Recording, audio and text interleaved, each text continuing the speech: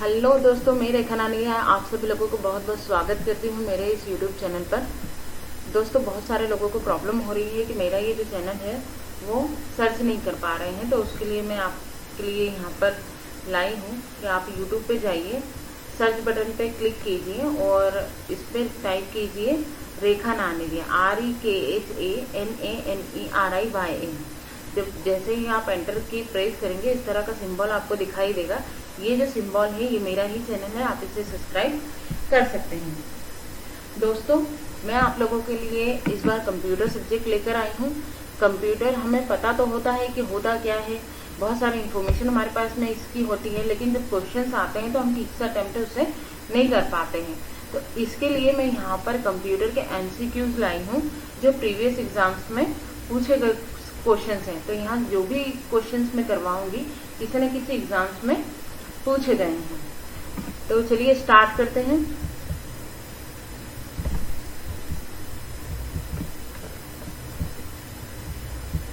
हमारा पहला क्वेश्चन है, द फॉलोइंग की actives help for current open application. ऐसी कौन सी की है जो हेल्प की शॉर्टकट की है? हेल्प जो होता है उसकी शॉर्टकट की कौन सी है? F1 है। अगर हम फंक्शन की में F1 प्रेस करेंगे तो हेल्प मेन्यू ओपन हो जाएगा। ठीक है। नेक्स्ट क्वेश्चन है हमारा, सेकंड नंबर का क्वेश्चन है, the job have fix deadline in case of. Fix deadline जो होता है एक निश्चित समय सीमा किसमें होती है? रियल टाइम ऑपरेटिंग सिस्टम में होती है। ठीक है। जैसे हम ट्रैफिक सिग्नल्स की बात करें तो वो रियल टाइम एप्लीकेशंस है, तो रियल टाइम ऑपरेटिंग सिस्टम जो होता है उसमें एक निश्चित समय सीमा होती है।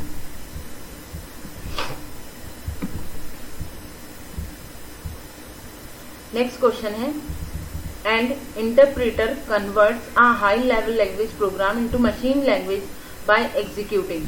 ये जो इंटरप्रेटर होता है वो लाइन बाय लाइन प्रोग्राम को कन्वर्ट करता है, किसमें? मशीन लैंग्वेज में। लेकिन जो कंपाइलर होता है वो पूरे प्रोग्राम को एक साथ एग्जीक्यूट करता है। तो यहाँ बात हो रही है इंटरप्रेटर की। तो इंटरप्रेटर जो होता है वो लाइन बाय लाइन कन्वर्ट करने का काम करता है।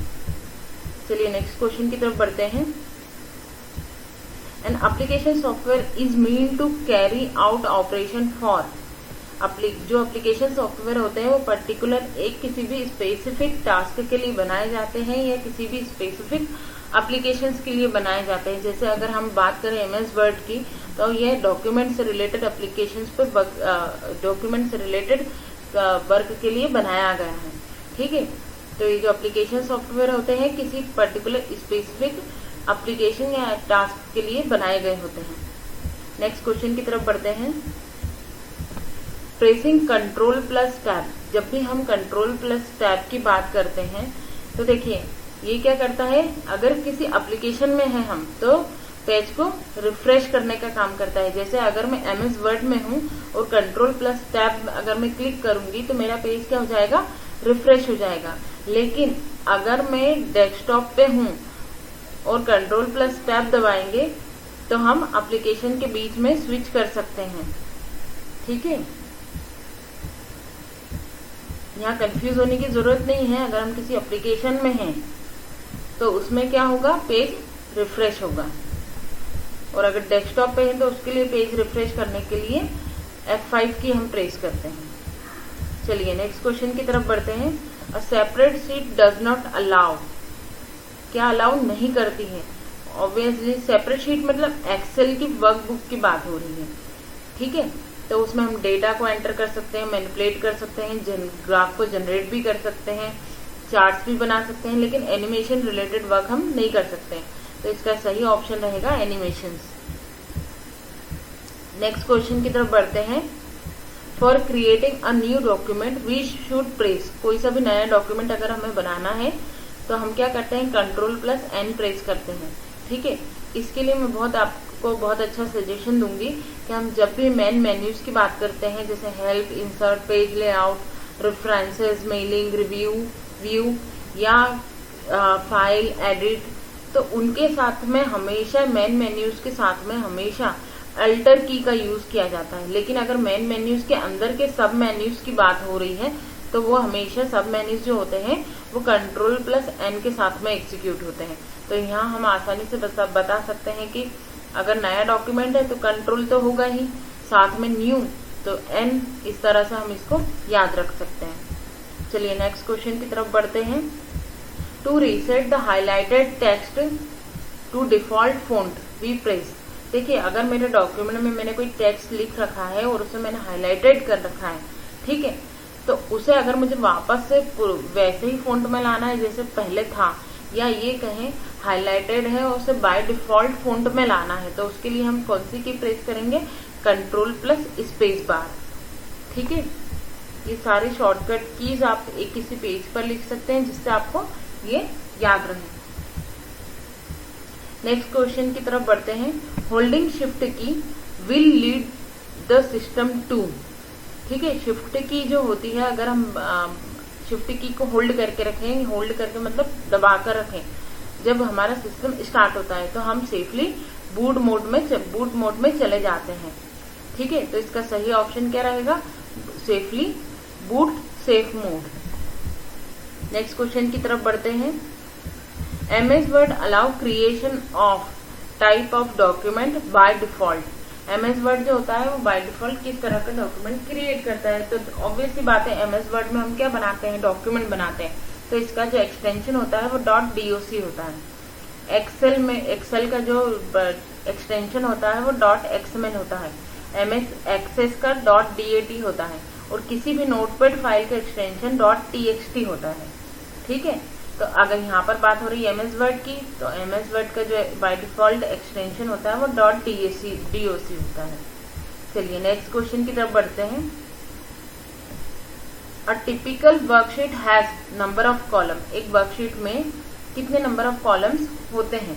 बाय डिफॉल्ट कितने नंबर ऑफ कॉलम्स होते हैं? तो बाय डिफॉल्ट एक वर्कशीट में 256 नंबर ऑफ कॉलम्स होते हैं।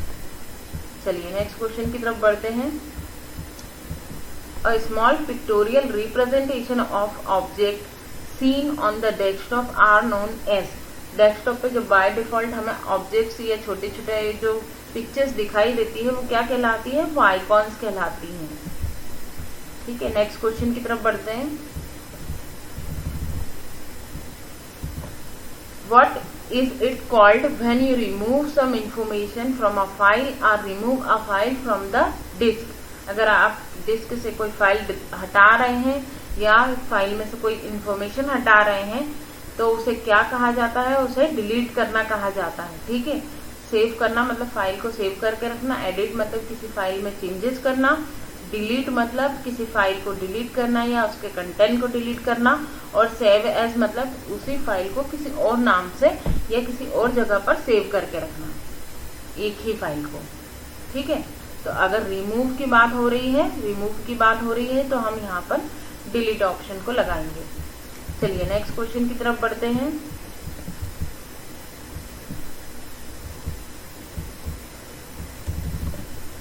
The key used to refresh the content on the desktop is. ठीक है, यहाँ डेस्कटॉप को रिफ्रेश करने की बात हो रही है। ठीक है, डेस्कटॉप को रिफ्रेश करने के लिए हम कौन सी की प्रेस करते हैं? F5। ठीक है, लेकिन अगर किसी डॉक्यूमेंट के अंदर हमें रिफ्रेश प्रेस करना है तो हमने अभी ऊपर देखा था कंट्रोल प्लस टैब का यूज करते हैं। चलिए नेक्स्ट क्वेश्चन की तरफ बढ़ते हैं। What do you do when you make changes to a document. किसी एक डॉक्यूमेंट में अगर आपको चेंजेस करने तो उसे हम क्या बोलते हैं? अभी ऊपर बताया था मैंने कि अगर हम डॉक्यूमेंट में कोई चेंजेस करते हैं तो उसे एडिट करना बोलते हैं। ठीक है,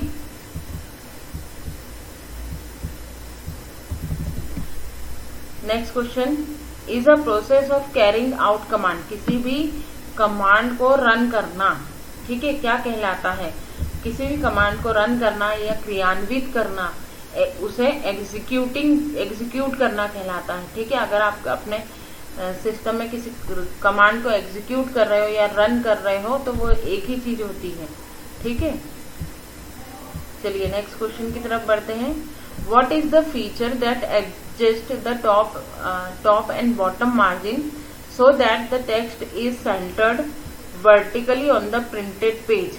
ठीक है, अगर हमें मार्जिन को एडजस्ट करना है टॉप और बॉटम को तो उसे हम क्या कहते हैं? उसे हम वर्टिकल जस्टिफाइंग कहते हैं। अगर हम टॉप और बॉटम की बात करें तो वर्टिकल जस्टिफाइंग आएगा, अगर लेफ्ट और राइट की बात करें तो हॉरिजॉन्टल जस्टिफाइंग आएगा। ठीक है, चलिए नेक्स्ट क्वेश्चन की तरफ बढ़ते हैं। Which of the following is a point and draw device. ठीक है, पॉइंट एंड ड्रॉ डिवाइस जो होता है वो माउस कहलाता है। ठीक है, क्योंकि किसी भी एक जगह पर पॉइंट करता है और अगर किसी ड्राइंग को हमें ड्रॉ करना है तो हम with the help of mouse कर सकते हैं। ठीक है, इसलिए माउस जो होता है वो पॉइंट एंड ड्रॉ डिवाइस कहलाता है। चलिए नेक्स्ट क्वेश्चन की तरफ बढ़ते हैं। In PowerPoint where are the header and footer button found on insert tab. देखिए क्वेश्चन से हमें ये तो पता चल गया कि header and footer, PowerPoint की बात हो रही है। ठीक है, पावर पॉइंट में हेडर एंड फूटर किस टैब में होते हैं, इंसर्ट टैब में होते हैं। लेकिन इंसर्ट टैब के कौन से ग्रुप में होते हैं। ठीक है, तो इंसर्ट टैब के टेक्स्ट ग्रुप में हेडर एंड फूटर होते हैं।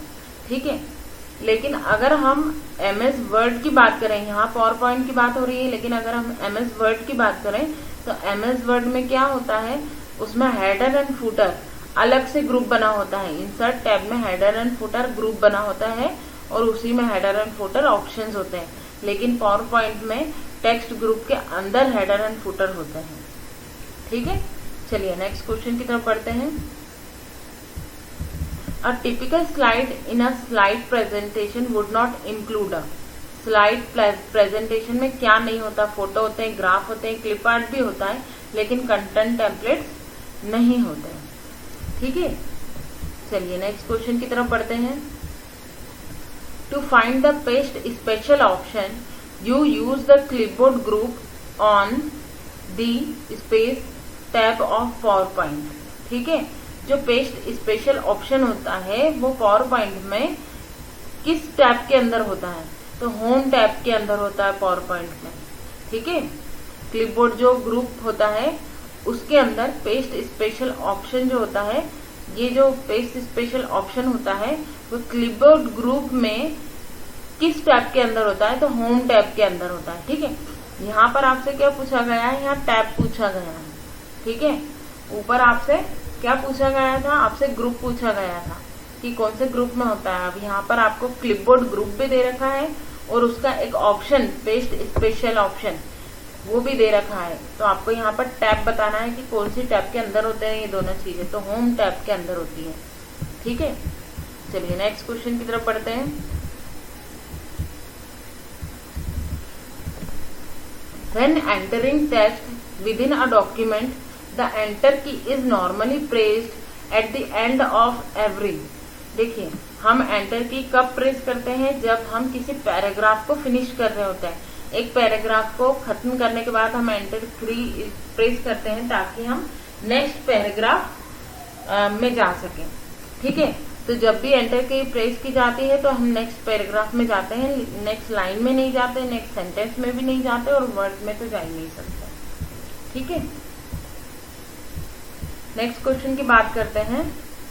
विच PowerPoint view display each slide of a presentation as a thumbnail and is useful for rearranging slides। ठीक है, यहाँ पर हमें ये बताना है कि पावर पॉइंट का ऐसा कौन सा ऑप्शन है जिसके थ्रू सारी स्लाइड जो होती हैं वो थंबनेल के फॉर्म में आ जाती हैं, ताकि हम पूरे जो स्लाइड्स हैं उनको वापस से अच्छे से अरेंज कर सके। तो जो स्लाइड शॉर्टर व्यू होता है, व्यू ऑप्शन के अंदर स्लाइड शॉर्टर व्यू जो होता है, इसके अंदर जैसे ही इस क्लिक करते हैं तो हमारी सारी स्लाइड्स थंबनेल के फॉर्म में आ जाती है और उसे हम रीअरेंज कर सकते हैं। ठीक है, नेक्स्ट क्वेश्चन की तरफ बढ़ते हैं। What refers to a set of character of a particular design। ठीक है, जो कैरेक्टर्स होते हैं उनकी पर्टिकुलर डिजाइन को क्या कहा जाता है, तो उनकी जो पर्टिकुलर डिजाइन होती है उसे कैलीग्राफ कहा जाता है। ठीक है, चलिए नेक्स्ट क्वेश्चन की तरफ बढ़ते हैं। Which part of computer is used for calculating and comparing. Calculation और कंपैरिजन के लिए कौन सी यूनिट होती है। ठीक है, तो उसके लिए होती है arithmetical and logical unit, ALU।